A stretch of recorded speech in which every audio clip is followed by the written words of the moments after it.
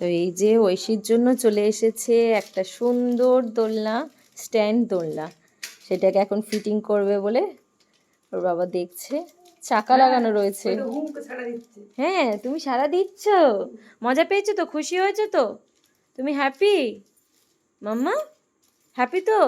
এবার কিন্তু আর কান্না করবে না, এটার মধ্যেই দোল খাবে। এই তো গাড়ি, এটা না গাড়ি হয়ে যাবে। ওলে বাবালে।